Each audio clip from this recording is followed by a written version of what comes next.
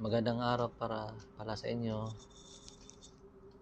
So, topic natin ngayon tungkol sa isang ETO.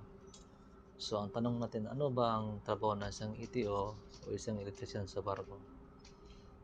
So, kung nandito ka sa video ko, lalo na sa mga baguhan, tamang-tama at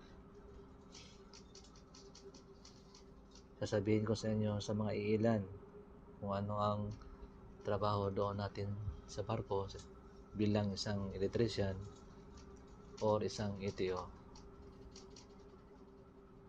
So, sa mga baguhan, tingnan nyo dito sa screen nyo. So, yan ang mga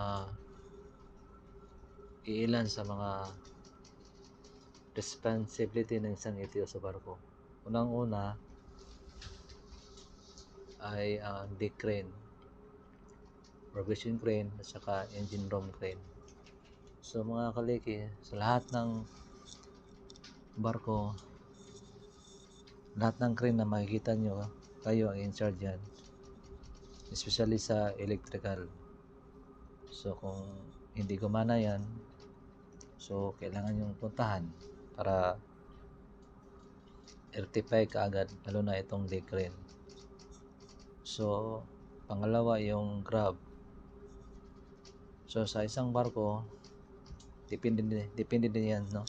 Kung may grab o wala. Pero kadalasan pag balak ang sinasakyan mo, 99% mga kaliki meron yung grab. So, yung pangatlo, yung mga lightings natin, tsaka mga portable outlet. So, kung kailangan i-maintain yung mga kaliki, no, na walang pundido, kahit na sa isang araw ikot kayo, titingnan nyo, dapat importante yan, lalo na yung mga navigation light. So, yung pangatlo mga kaliki, yung fire alarm system. So, kailangan din mga kaliki, marunong din tayong mag rectify din kung may alarm sa fire alarm system.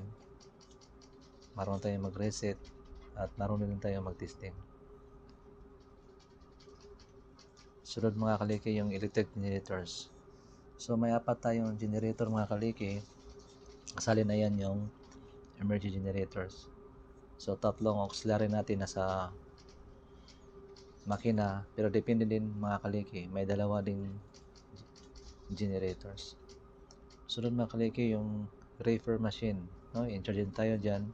Marunong kang magpatakbo, marunong kang mag-recharge ng freon, at saka yung sa air conditioning unit, marunong kang mag-rinse ng condenser. Pero huwag kayong mag-alala mga kaliki, dito sa channel ko, lahat may mga video yan. Comments lang kayo down below kung nahihirapan kayo, so gagawa natin ng video. Sunod mga kaliki, yung electronics on board. So, makina man yan o sa bridge, mga equipment sa bridge. So, hindi naman sa marunong ka talaga sa electronics, pero may ano yan mga kaliki, diagrams. Pero may kunting alam din dapat kayo sa language pa lang, kung may pagkataon pwede kayo mag-aral mga kaliki. Scrubber equipment mga kaliki. So, depende din yan sa barko mga kaliki kung may scrubber equipment. Ballast water management, especially sa TRO, marunong kayo maglagay ng chemicals o mga alarma doon, marunong din kayo. Sunod mga kaliki, yung electric motors overhauling. So, importante nito mga kaliki, marunong kayo magpalit ng bearing, mag-meter test, mag-maintenance sa mga motor. Sunod, oil water separator.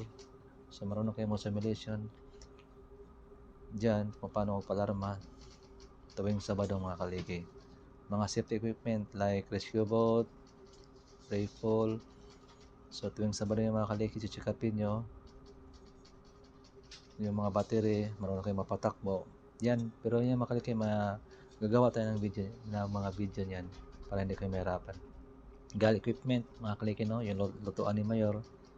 So, kung may problema doon, so yung mga hot plate niya, i-check nyo rin kung anong problema. Sunod mga kaliki, yung steering gear system.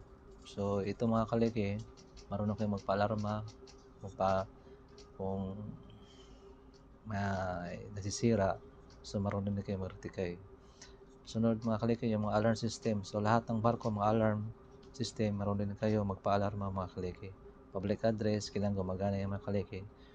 Telecom system, at yung marunong din kayo sa computer mga kaliki, no?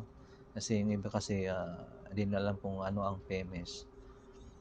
So yan mga kaliki, no? So anyway mga kaliki, kung may mga tanong kayo, comments lang down below. At paki-subscribe lang, like and share sa mga kasamahan natin para alam nila, no? Alam nila kung bago sumampa, lalo sa mga baguhan, o hindi lang sa mga baguhan, sa mga engineers yan, no? Kasi minsan wala kasing literacy. So maraming salamat. Thank you for watching my video.